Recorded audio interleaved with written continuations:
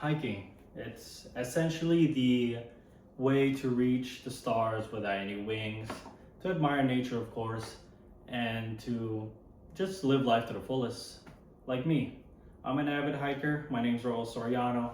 I'm also a student at Connecticut College, and today I'll be giving some tips for beginners whenever they feel as if hiking is too much for them. It can be, but there are some pointers I would like to give out to you guys.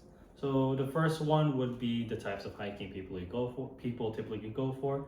The three types that I would say are most popular are day hikes, alpine trekking, and multi-day hikes or backpacking. Day hikes are the ones beginners typically go for, and I recommend because they only go about up to like 20 miles at most, and they're typically through well paved out paths. I suggest for beginners to do that first, and with that, we also need to train for our day hike. So we need strength training and stamina building. With stamina building, we need to do some cardio. So maybe do some jogging, and maybe perhaps set a goal for ourselves 20 miles a week of running / jogging. And with that, we can also incorporate strength training. So going to the gym, working out, doing some some bench press, deadlifts, squats, things of that nature that help make our body stronger. And after every session, I would suggest to do some stretching for flexibility, and not only that, most importantly, to stay injury free, because stretching helps prevent injury. And you don't want to be stiff while we're hiking, of course, because we got to be flexible once we're moving. Moving on, we also need the specific gear, and with that, I suggest to invest in some proper hiking shoes. Nothing too heavy, but nothing too light as well. If you're in a rainy area, try to get some waterproof shoes.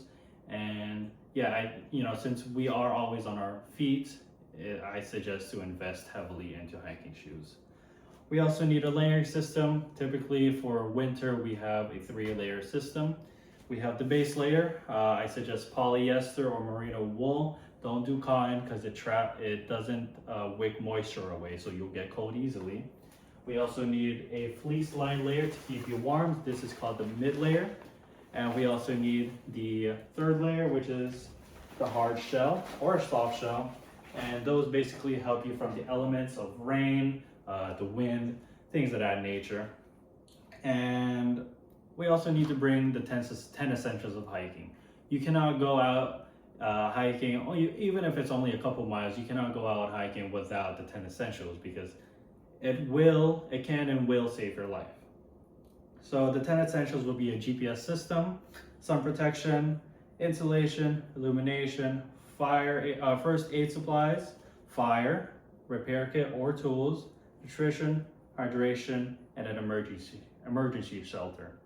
Those 10 essentials are really important, especially as a beginner, because sometimes we might not know what we're doing, but at least we are able to prepare ourselves for what is to come. And as I wrap things up, hiking can be far less intimidating as long as we structure our areas that we need to improve upon. So the bases that I have given, the tips I've given, it is important to improve upon those and look into those more, since I'm only doing a brief explanation. And we must stick to our training plans and always be safe on the trail. If you think it is too dangerous, always turn back. There's always that option, okay? And by understanding these elements, experience will also fall in as we grow as hikers. Thank you guys for your time and attention, and that concludes my video. Have a good night.